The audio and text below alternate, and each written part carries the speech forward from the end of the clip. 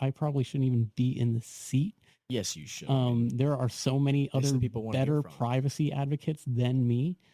No doubt. I mean, there's different people that but you know what? It's relatable when you hear from a pleb, right? Like it's relatable, and whether you're talk to Jameson Lopp, whether you're Jameson Lopp or you're just a pleb. I mean, that's everybody has value and insights and experiences to educate people with and to be knowledgeable about. Yeah. So I mean, I'm not trying to sell nothing other than freedom here. Yeah.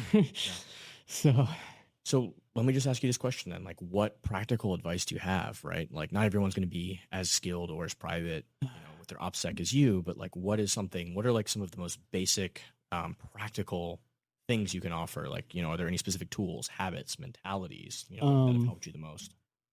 So it's really hard now, ever since a few months ago when the DOJ came down on Samurai and the Whirlpool.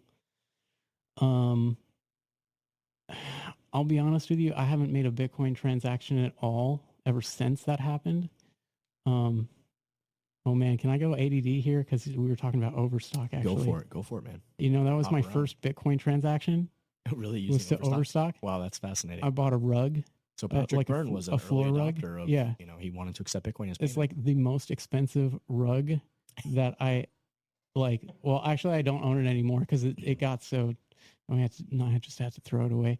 But yeah, that rug was like, I don't even know how many Satoshis. It's a lot though.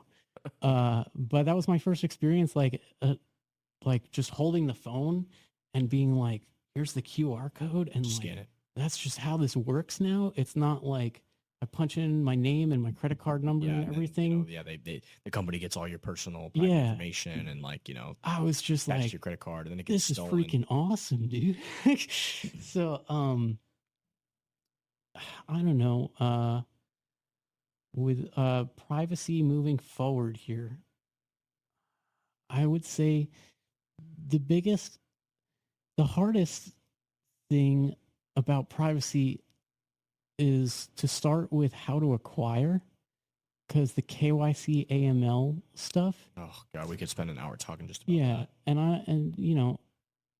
don't want to talk about it because it's so much. But I think for total noobs, all right, like you're totally stepping into Bitcoin, or maybe you just started to get into it. People should learn about the KYC AML stuff. Which, should I talk about how to get it without KYC?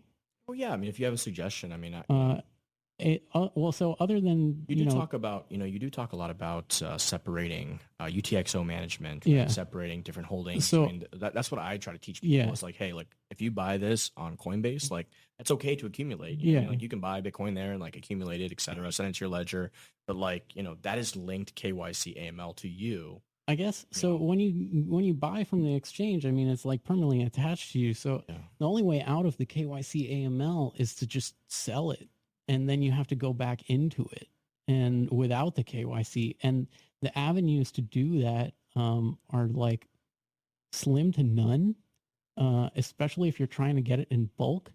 There is a way though, through ATMs. Expensive, but yeah, it's expensive because they jump the price.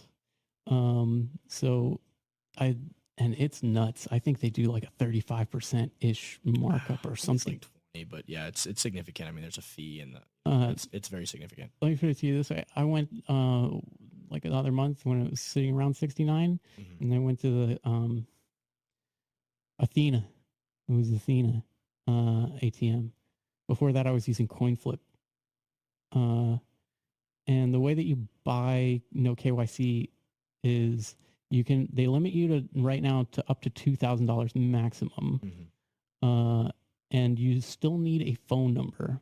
So that's a little bit tricky because you basically need to get, it used to be you could just get like a SIM card and just stick it in like from Mint Mobile or whatever. And like, you'd be good. But I don't think that works anymore.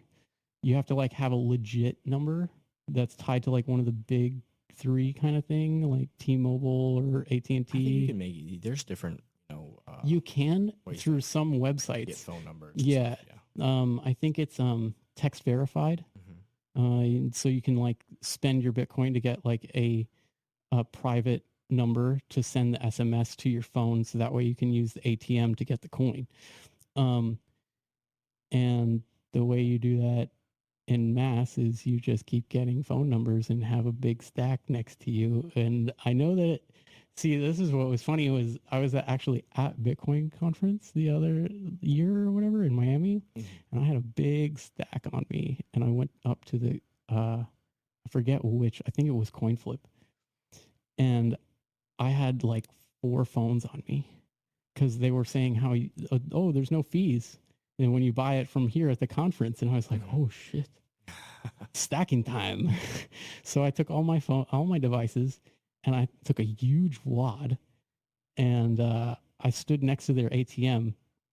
And after I bought my first amount, and it was really funny too, the silence as they hear the machine go, because it's sticking in bills. And then after I was done with the first amount, I took out my next device, and one of the reps there, he was like, hey, you can't do that. It's only like once per time. And I was like, what? You're going to prevent me from having freedom?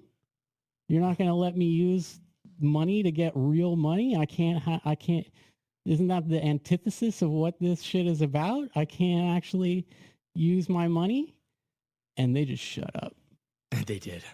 And like one of the other main people running the booth, she was like, you should probably step back from this guy.